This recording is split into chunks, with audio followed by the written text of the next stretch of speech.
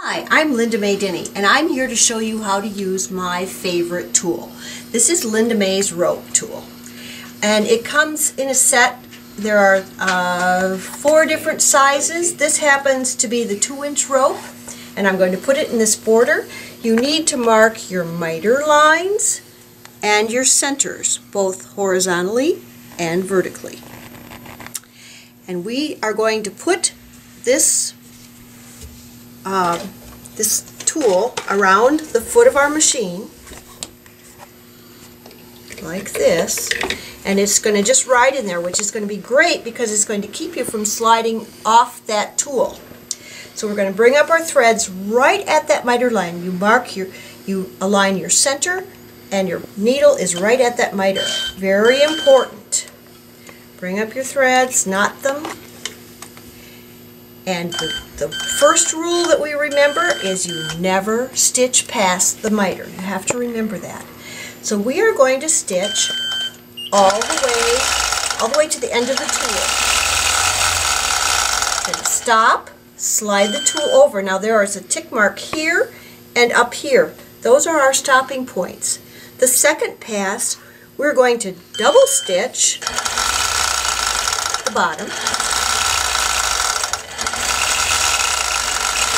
and double stitch the top. So we end with our needle right at that tick mark. And we're going to just continue this all the way to the miter.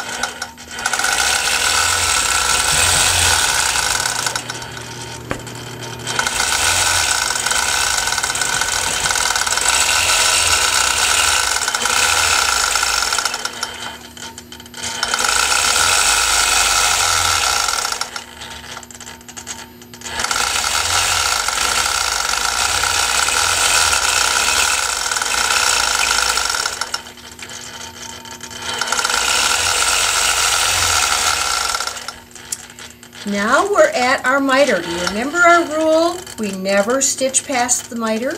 So we're going to stitch to the miter, stop, and go back up, and come back to our stopping point.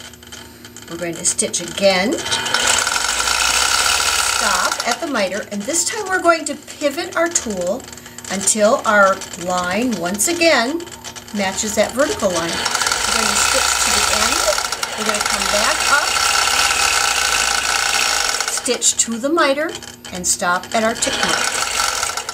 And once again, we're going to continue right down the next border.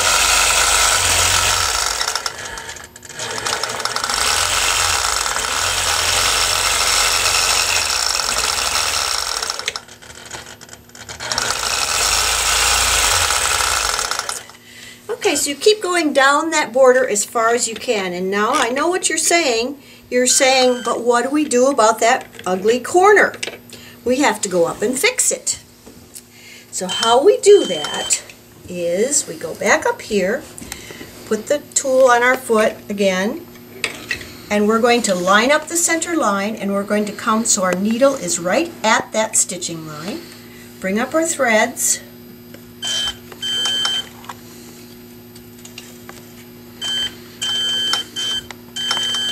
And we're going to stitch all the way down to that previous stitching. Come up here and back up to the tick mark. Now we're going to just move this tool so that the end of that stitching is right in the center of our groove, and we're going to stitch up to it, and there we have our corner. This tool is amazing. The corners always work. You stitch this design starting at the upper left-hand corner. You go across the top and down the side. You don't stitch this side until you finish the quilt. You'll stitch clockwise around the quilt. When you get to the bottom, you'll finish that corner, do the next corner, and come up and finish this edge.